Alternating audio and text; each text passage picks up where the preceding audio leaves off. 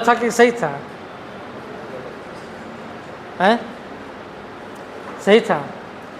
गलत था? महिलाओं के प्रवेश पर रोक लगाने का मतलब है कि लैंगिक अनइक्वलिटी को बढ़ा रहे हैं आप।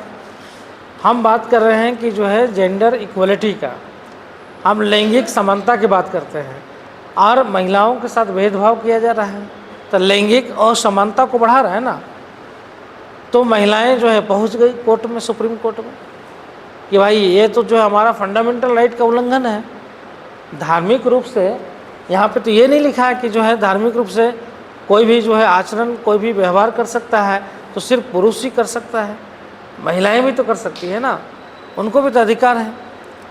तो सुप्रीम कोर्ट में गया मामला, तो सुप्रीम कोर्ट में जो है मामला को सुनवाई हुई, सुप्रीम कोर्ट माना कि जो है ये फंडामेंटल राइट का उल्लंघन है, ये जो है समानता का अधिकार का उल्लंघन है, और इस आधार पर महिलाओं को भी जो है मंदिर में प्रवेश पर जो है प्रतिबंध नहीं लगाना चाहिए।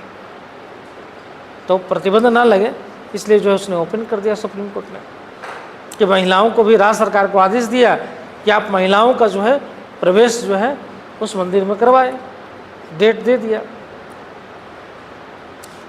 लेकिन जो है उसके पहले ही जो है मंदिर में प्रवेश होने के 2 दिन पहले से ही केरल में जो है हिंसा चलना, पूरा हिंसात्मक घटनाएं होने लगा, जगह जगह आगजनी होने लगा, गाड़ियां तोड़ी जाने लगी, मतलब विधि व्यवस्था जो है खराब हो गया। तो जहाँ पे विधि का बात आएगा, जहाँ पे लोकहित का बात आएगा तो वहाँ पे धार्मिक स्वतंत्रता को लिमिटेशन जो है कर दिया जाएगा राज्य के द्वारा, मतलब वहाँ पे प्रतिबंध लगा दिया गया। और जो ऑर्डर आया था कोर्ट का मंदिर में प्रवेश करने का, उस पर रोक लगा दिया गया और महिलाओं का प्रवेश नहीं करवाया गया। बोल दिया गया कि भाई विधि व्यवस्था खराब हो चुका है, महिलाओं का प्रवेश नहीं हो सकता, बाद में फिर जब विधि व्यवस्था शांतिपूर्वक हो जाएगा तब करवा लेंगे। समझ में? तो यहाँ पे राज्य जो है क्या है कि धर्म में जहाँ पे ज़रूरत पड़ेगा युक्ति युक्त जो है प्रतिबंध भी लगा सकता है, इंटरफेयर भी कर सकता है, और जो है ज़रूरत पड़ेगा तो जो है उस पर कैप्चर भी कर सकता है। तो यहाँ पे ये नहीं है कि जो है राज्य को जो है एकदम अलग रखा गया है, वो कर सकता है, लेकिन अमेरिका में नहीं कर सकता है, ब्रिटेन में नहीं कर सकता है। क्यों? क्योंकि वहाँ पे राज्य को अधिकार ही नहीं दिया गया है। क्लियर? तो हमारा एक मामले में अलग है। दूसरा लिखिए पॉइंट, दूसरा पॉइंट लिखिए। पश्चिम में धर्मनिरपेक्षता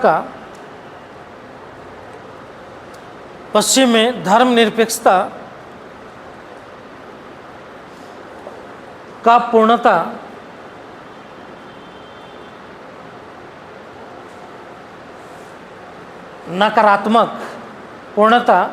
नकारात्मक एवं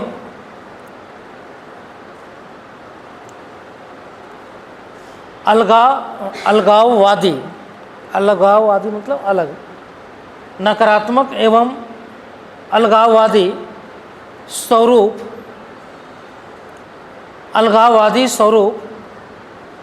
दृष्टिगोचर होता है। अलगाववादी स्वरूप दृष्टिगोचर मतलब बोलते हैं दिखता है, दृष्टिगोचर होता है। वहीं भारत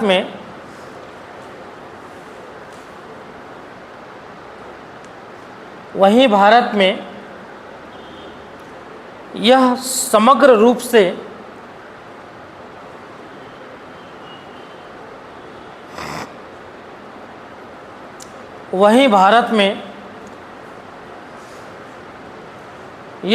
रूप से सभी धर्मों का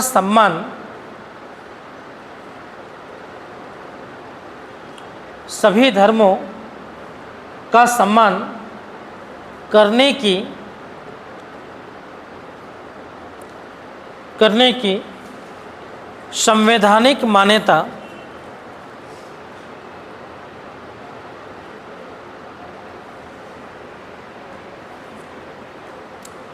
संवैधानिक मान्यता पर आधारित है।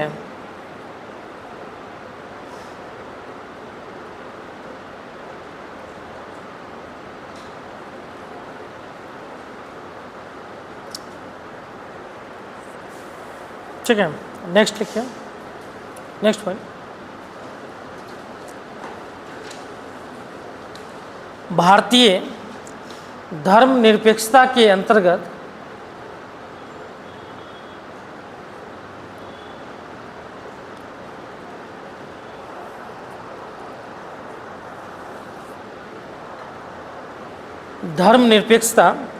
अंतर्गत राज्य को यह अधिकार दिया गया है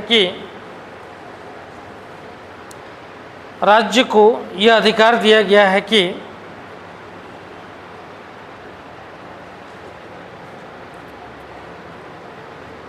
वह युक्तियुक्त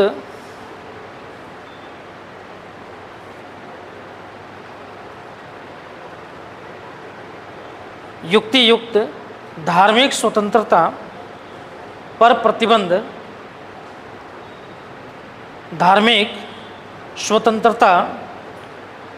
प्रतिबंध लगा सकती है।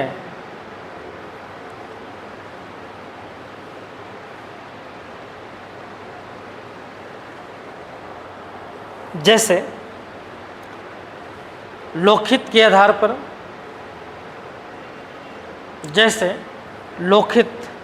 पब्लिक इंटरेस्ट, लोकहित के आधार पर, जैसे मैं लोकहित के आधार पर विधि व्यवस्था को बनाए रखने के आधार पर, नैतिक विधि व्यवस्था बनाए रखने के आधार पर,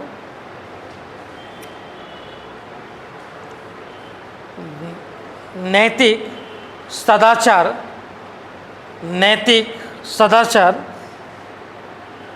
के आधार पर तथा राष्ट्र की एकता एवं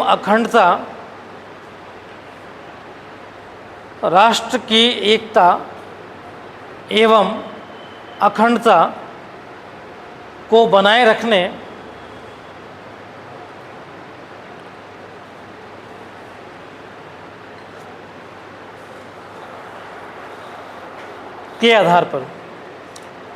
रखने के आधार पर, ठीक है। तो ये जो है धर्मनिरपेक्षता में जो है ये आपका पॉइंट है। अब इसमें अगर क्वेश्चन मान लीजिए कि पूछ दिया कि धर्मनिरपेक्षता से आप क्या समझते हैं, है ना, तो धर्मनिरपेक्षता से क्या समझते हैं जब ये क्वेश्चन पूछेगा तो किस संदर्भ में पूछा है? भारतीय संदर्भ में पूछा है कि जो है वैश्विक संदर्भ में पूछा है? क्योंकि भारतीय संदर्भ में तो धर्मनिरपेक्षता अलग है और वैश्विक संदर्भ में धर्मनिरपेक्षता का अर्थ अलग है ना। तो जब भी अगर ये लिखा जाएगा कि भारतीय संविधान में या भारतीय धर्मनिरपेक्षता या भारत में धर्मनिरपेक्षता का अर्थ या उसका तात्पर्य अब क्या समझते हैं, तब हम वहाँ पे भारत के अकॉर्डिंग धर्मनिरपेक्षता का जो है व्याख्या करेंगे। क्लियर? यहाँ पे धर्मनिरपेक्षता का मतलब है कि राज्य जो है अलग रहेगा, लेकिन जो है ज़रूरत पड़ेगा तो शामिल भी हो जाएगा। यहाँ धर्मनिरपेक्षता का मतलब ये नहीं है अलग है तो एकदम अलग है, नहीं, ज़रूरत पड़ेगा शामिल भी हो जाएगा। यहाँ धर्मनिरपेक्षता का मतलब ये है किसी को भी भेदभाव नहीं होगा, किसी के साथ भेदभाव नहीं किया जाएगा। अगर भेदभाव होगा तो उसमें क्या करेगा, वो इंटरफेयर करेगी राज्य और उसको जो है न्याय दिलवाने का प्रयास करेगा। तो यहाँ का धर्मनिरपेक्षता अलग है, लेकिन पश्चिमी कंट्री का धर्मनिरपेक्षता अलग है। लेकिन धर्मनिरपेक्षता क्या होता है, इसको हम लोग शुरुआत में हम लोग स्पष्ट कर देंगे कि जो धर्मनिरपेक्षता का अर्थ क्या होता है। धर्मनिरपेक्षता का मतलब ये होता है कि किसी भी राज्य का धर्म से अलग होना, ठीक है। तो किसी भी देश में या किसी भी राज्य का जो है कोई धर्म नहीं होना और सभी धर्मों को समान भाव से देखना, यही धर्मनिरपेक्षता है। और फिर जब भारत के अकॉर्डिंग बताएंगे कि भारत में धर्मनिरपेक्षता का अर्थ थोड़ा सा बदलाव परिवर्तन करके किया गया है। यहाँ पे धर्मनिरपेक्षता का अर्थ जो है राज्य का कोई धर्म नहीं होना है, लेकिन अगर आवश्यकता पड़ा तो राज्य जो है धार्मिक मामलों पर प्रतिबंध भी लगा सकती है। या धार्मिक मामलों में जो है हस्तक्षेप भी कर सकती है। तो यहाँ का धर्मनिरपेक्षता भी हम बता देंगे। अगर सिंपल धर्मनिरपेक्षता पूछेगा तो वैश्विक बता के फिर भारतीय संदर्भ में बता देंगे। अब क्वेश्चन पूछ लेगा कि जो है भारतीय धर्मनिरपेक्षता किस प्रकार से जो है पश्चिमी या अन्य देशों के धर्मनिरपेक्षता से अलग है, तो हम इसको बता देंगे। जो हम पॉइंट लिखा है इसी को एक्सप्लेन कर देंगे कि जो कैसे जो है वो अलग है। तो अलग कैसे है, तो सिंपल सा चीज़ है कि एक तो जो है यहाँ पे जो है धर्मनिरपेक्षता का मतलब जो है पूर्णतः स्वतंत्र होना नहीं है या पूर्णतः विच्छेद होना नहीं है, बल्कि यहाँ पे स्वतंत्रता बोलते हैं ना कि स्वतंत्रता के साथ जो है धार्मिक अंतर धार्मिक समानता का बात किया गया है। मतलब धर्म में भी समानता होना चाहिए। अगर धर्म के आधार पर भेदभाव होगा, व्यक्ति के आधार पर, राज्य तो नहीं करेगा, लेकिन अगर व्यक्ति के आधार पर भी होगा तो राज्य इंटरफेयर करके जो है वहाँ क्या करेगा, समानता लाएगा। समझ में आया? जैसे मान लीजिए कि अगर मान लीजिए कि जो है धर्म में अगर व्यक्ति के आधार पर किया जाएगा, मान लीजिए कि अगर मुस्लिम है, हिंदू है ना, मुस्लिम है, हिंदू है, अगर इसमें भेदभाव कोई व्यक्ति किसी की तरफ कर रहा है या किसी आधार पर जो है इसको जो है ऐसे इस तरीके का जो है कार्रवाई कर रहा है, तो फिर जो है इसमें राज्य इंटरफेयर करेगा ना। मान लीजिए एग्जाम्पल जैसे हम बता देते हैं, जहाँ पर लगता है, जैसे जहाँ पर राज्य को लगता है कि जो है इस कारण से, इस एक्ट से, मान लीजिए कोई धर्म के लोग कोई ऐसा एक्ट करें, प्रचार प्रसार में ही कोई ऐसा एक्ट करे जिससे हो सकता है कि जो है दूसरे धर्म के साथ इनका जो है विवाद हो जाए, तो वहाँ पे इंटरफेयर करती है।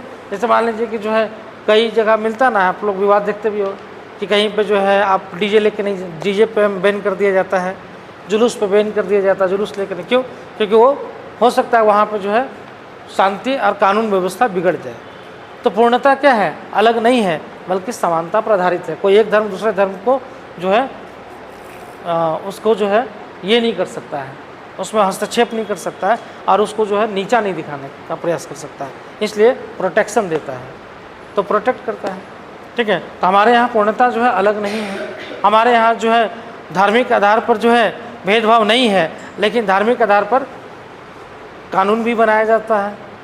धर्म के आधार पर मतलब धर्म के आधार पर नहीं, लेकिन वहाँ पे समता के आधार पर धार्मिक मामलों में भी कानून बनाया जा सकता है। जैसे अल्पसंख्यकों को शिक्षा और संस्कृति का अधिकार है, तो हम लोग का दिए है ना 29 और 30 अल्पसंख्यकों को। जो भी अल्पसंख्यक है वो अपने संस्कृति और शिक्षा के लिए जो है बढ़ावा देने के लिए अपना संस्थान खोल सकता है, अपना संस्कृति का प्रचार प्रसार कर सकता है। तो आर्टिकल 29-30 क्या है, अल्पसंख्यक है तो माइनॉरिटी है, तो माइनॉरिटी कौन होगा, धार्मिक ही तो होगा। तो धार्मिक आधार पर दिए ना है 29-30 में संरक्षण दिए हुए हैं अल्पसंख्यक को। तो यहाँ पे मामले में जो है वो दिया भी जा सकता है, जैसे पश्चिमी में नहीं होता है। क्लियर? इसी चीज़ को हम लोग को डिस्कशन करना है। क्लियर?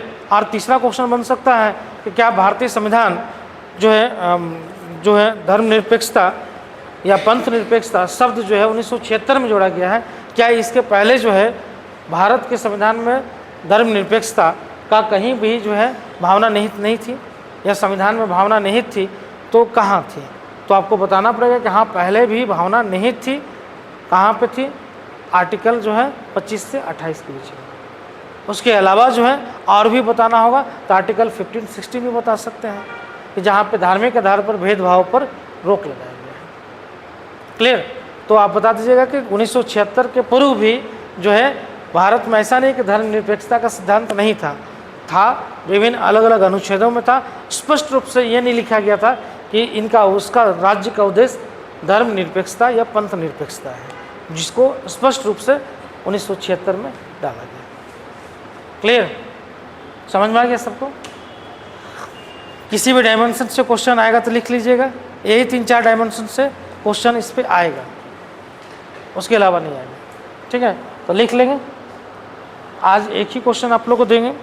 ठीक है, एक ही क्वेश्चन अभी लिखिए, फिर धीरे धीरे एक एक क्वेश्चन लिखने लगिएगा तो फिर अपने आदत हो जाएगा, तो फिर लिखने लगिएगा। तो एक क्वेश्चन अभी आप लोग समाजवाद वाला लिखिए, उसके बाद देखते हैं धर्मनिरपेक्षता वाला क्वेश्चन बाद में करेंगे। ठीक, कोई डाउट नहीं है किसी को? डाउट है किसी को? नहीं है? अब देखो हंसेगी, अब बताएगी नहीं।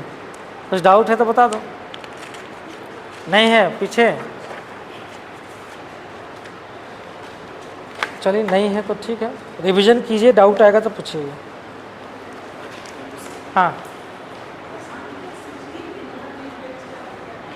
क्या बोले?